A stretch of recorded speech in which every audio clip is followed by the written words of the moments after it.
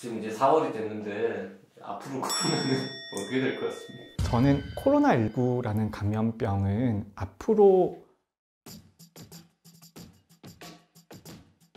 정 교수님은 백신 맞았어요? 네, 맞아요. 무슨 자격으로 맞은 거죠? 저는 역학조사관이잖아요. 저 조사도 엄청 많이 해요. 아직도 집에 지금 그 조사서 몇 개 쌓여 있습니다. 아스트라제네카 백신 맞으셨겠네요? 네, 아스트라제네카 맞았습니다. 부작용은 안 겪었습니까? 한 이틀 되게 아팠고요. 근데 저 감기 같은 거 저도 좀 자주 걸리는데요. 저 한 번도 타이레놀이 효과가 있다라고 느낀 적이 한 번도 없었거든요, 살면서. 뭐야, 먹어도 왜 이렇게 아파라고 몇십 년 동안 그렇게 믿고 살았는데, 오, 이번엔 먹으니까 안 아파요. 내 몸에서의 반감기가 어느 정도인지 정확하게 느껴지더라고요. 딱 시간 딱 되니까 딱 아프고요. 딱 먹을 때 되니까 딱 아프고, 정확하더라고요. 그래서 이게 아세트아미노펜의 효과가 확실히 있는 거구나 라는 걸 알게 됐습니다. 정은경 청장님이나 뭐 되게 높은 분들도 회의 때 많이 보잖아요. 네네. 우리가 잘 모르는 정은경 질병관리청장님의 참모습 이런 거 혹시 아는 거 있습니까? 참모습을 알기에는 너무 높으신 분이어서요. 그까지는 잘 모르고요. 좀 무서워요. 코로나 관련해서는 굉장히 중요한 정보원이라서 신경 쓰지 않습니까? 전혀 그런 건 없는 것 같고요. 제 신기한 경험들을 많이 항상 학교에만 있고 그러다가 이제 언론 노출도 많아지니까 정치권에서 연락 오는 경우들도 있고요. 저의 가치가 결국은 그쪽에선 이용 가치인 거잖아요. 근데 전문가로서의 가치는 정치적으로 중립을 지키고 저의 의견을 그냥 사심 없이 말하는 거에서 나의 가치가 생긴다고 생각을 하고요. 한쪽 편을 들게 되면 전문가 스스로 전문가의 가치를 깎아먹는 거고 말의 신뢰를 저버리는 거라고 생각을 해서 저는 좀 거리를 두려고 해요. 전문가는 중립을 지키고 과학적인 의견대로 말할 때 가장 빛난다라고 생각해요. 저 한 10년, 15년 사이에 가장 큰 목표는 정말 좋은 논문 한번 써보는 거예요. 예. 그거를 저는 친구들 사이에서 성불이라고 표현을 하거든요. 성불 한번 해보고 싶다. 대박 한번 나보고 싶습니다. 논문으로. 예. 제 논문은 그냥 과학적 저널리즘에 가까워서 미국이면은 그냥 미국의 과학 전문 기자나 의학 전문 기자들이 쓸 내용 같은 것들을 제가 이제 한국의 소식 이렇게 해서 저널에 보내는 그런 형태들이 대부분이거든요. 근데 그거 말고 저의 새로운 발견, 제가 찾아낸 거, 그런 거 해보고 싶어요. 일과 취미와 목표가 일치하는 그런 삶을 살고 싶습니다. 부모님들은 맨날 아들이 텔레비에 나오니까 뭐 반응이 없어요? 너무 좋아하시는데요. 근데 사실 과도한 관심은 너무 부끄럽고요. 동네방네 자랑하신다거나 소문내신다거나 그런 거는 너무 부끄럽고요. 저는 저희 부모님 덕분에 제가 연구할 수 있거든요. 제가 예방의학 선택할 때에도 이제 지원하고 응원해 주셨고, 그 다음에 이제 제가 경제적으로 많이 흔들릴 수도 있는, 저희 직업은 의사 중에서는 경제적 안정성이 가장 떨어지는 직군이거든요. 예방의학자가 힘들죠. 예방의학자가 굉장히 힘들고요. 근데 가장 힘들 때가 절대적인 것보다는 상대적인 게 되게 크잖아요. 근데 제 동기들이 이제 막 개원하고 페이닥하고 비교를 해보면 제 월급이 스케일화 돼 있어요. 나는 1 정재훈을 받는다. 나는 2 정재훈을 받는다. 화폐 단위처럼 되어 있거든요. 이 경제적인 문제가 해결이 안 되면 앞으로 저희 분야에서 더 이상 MD는 보기 어려울 거라고 생각하거든요. 그 차이가 점점 더 심해지고 있어요. 심해지고 있는 게 의대 안에서도 임상 교수냐 아니냐에 따라서 월급 차이가 점점 커지고 있고요. 그 다음에 이제 요즘에 대형 병원들도 심지어 인센티브 제도를 많이 도입을 하잖아요. 임상과 안에서도 나지만 기초랑 격차는 더 나게 되거든요. 그러면 제가 후배들한테 우리 과를 와라 라고 말할 수는 없어요. 포기해야 될 게 너무 많거든요. 그 본인이 정책 전공인데 좀 예방의학 같은 거 하는 사람들이 돈 좀 더 벌 수 있도록 좀 제도를 바꾸는 노력을 하면 어때요?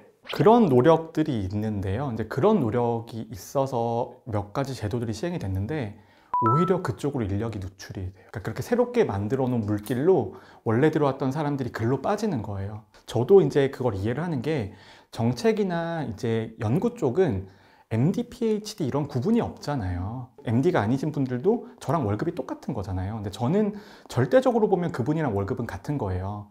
근데 상대적으로 제 동기들에 비해서 적은 거잖아요.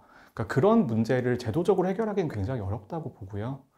그리고 이제 예방의학 같은 것들은 외국에서는 이미 보건학이나 예방의학을 따로 전공한 사람들의 학문이 되어가고 있거든요. 그거를 보면 제가 정말 마지막 세대이자 마지막으로 낚인 사람이 아닐까 그런 생각을 많이 합니다. 아직도 군대에는 감염병으로 죽는 사람들이 굉장히 많아요. 굉장히 많고 제가 군의관 하던 시절이 2014년부터 2017년까지였는데 그때 감염병으로 죽은 병사들을 다 합치면 10명쯤 될 겁니다. 10명쯤 되는데 그거를 우리가 다 막아줄 수 있어요. 백신이 있으면. 백신이 있고 그 다음에 그 장병들에 대해서 충분히 돈을 투자를 하면 할 수 있습니다. 그런데 이때까지 안 해왔어요. 안 해왔는데 그 이유는 굉장히 간단합니다. 그냥 돌아가신 장병에 대해서 보상금을 지불하는 게 비싼 돈을 들여서 백신을 개발하거나 아니면 어떤 방역 대책을 수립하는 것보다 싸기 때문이거든요. 저는 그렇게 생각을 해요. 그리고 이제 병사 같은 경우에는 20대 젊은 남자니까 어떻게 보면 사회경제적으로 제일 취약한 사람들이거든요. 근데 제가 14년, 15년에 이제 역학조사를 되게 많이 다녔는데 역학조사를 다니면서 21세기에 이런 건물이 있어? 이런 폐가가 있어? 거기서 40명씩 잡니다. 2년 동안 자요.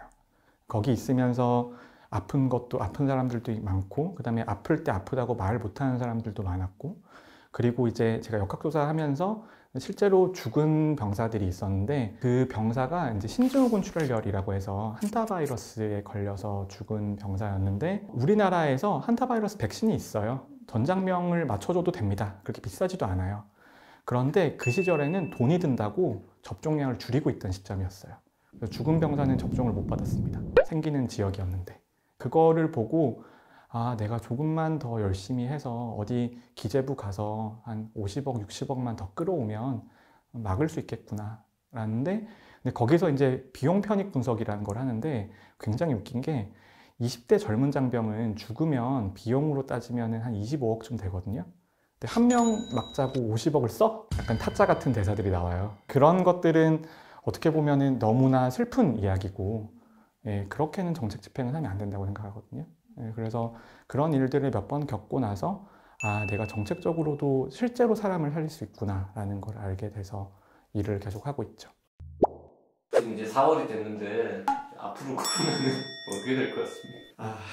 예방의학자가 힘들죠. 예방의학자가 굉장히 힘들고요. 저는 코로나19라는 감염병은 앞으로 좀 재밌게 이야기 설명을 드릴게요. 주식 그래프 같다고 생각하거든요. 우상향하는 주식 그래프예요. 코로나19는 본질적으로 가만히 놔두면 올라갈 수밖에 없습니다. 근데 우리가 여러 가지 사회적 대책이나 방역을 수행을 하면서 가까스로 억제를 하고 있는 거거든요.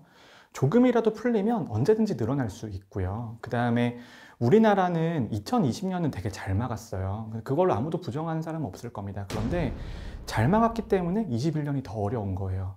지금 이제 미국이랑 영국이랑 브라질 같은 데이터를 보면은 전 국민 중에 4분의 1이 이미 감염이 되었다라는 데이터들이 이미 나오고 있어요. 근데 면역을 획득하는 방법이 백신 접종으로도 면역 획득할 수 있지만 감염돼도 면역 획득할 수 있잖아요. 그래서 최근 연구 결과를 보면은 감염되어도 약 80%짜리 백신 맞은 정도의 효과가 있다라는 그런 리포트들이 나오는데 그러면 이미 미국은 기본으로 25% 접종률을 가지고 시작하는 거예요. 근데 우리나라는 같은 시기에 항체 양성률이 1%였거든요. 그러면 다른 나라보다 접종이 더 빨라야죠. 더 빨라야지 비슷한 효과를 볼 수 있는 건데 근데 접종은 점점 더 느려지고 있으니까 저는 당장 문제가 있을 것 같고요. 앞으로 21년은 11월, 12월 정도 되면 좋은 소식이 좀 있을 수 있을 것 같은데요. 그 전까지는 또 안 좋은 소식만 계속 들릴 겁니다.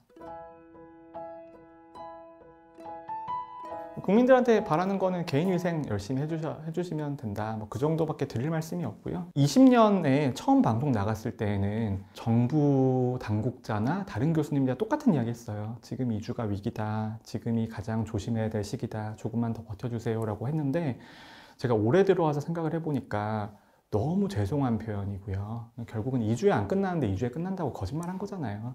그건 너무 죄송하게 생각을 하고요. 결국은 앞으로 1년 더 갈 겁니다. 1년 더 지루하게 갈 거고요. 그때 동안 피해도 많이 생길 거고 사회적인 혼란도 많을 건데 끝내는 방법은 백신 접종을 모두가 하시는 것밖에 없습니다. 그래서 백신 접종이 지금은 뭐 최고의 백신이 있는 건 아니죠. 하지만 지금 쓸 수 있는 백신이 최선의 백신인 건 맞거든요. 그런 의미에서 백신 접종에 꼭 동참해 주셨으면 좋겠습니다. 오늘 맨날 뉴스 프로그램에만 나오는 분을 모시고 개인적인 어떤 힘든 거 뭐 이런 이야기 좀 들어보려고 기획한 건데 하고 네. 싶은 말씀 다 하셨어요? 네, 다 했습니다. 다 했고 아직은 젊어서요. 많이 힘들지도 않고요. 더 일할 수 있어요. 네. 가장 힘든 건 뭡니까? 이런 질문 하려고 했는데 별로 안 힘들다가 답이군요. 요즘에 매일매일이 너무 힘들고요, 사실. 저 일하기 싫어요.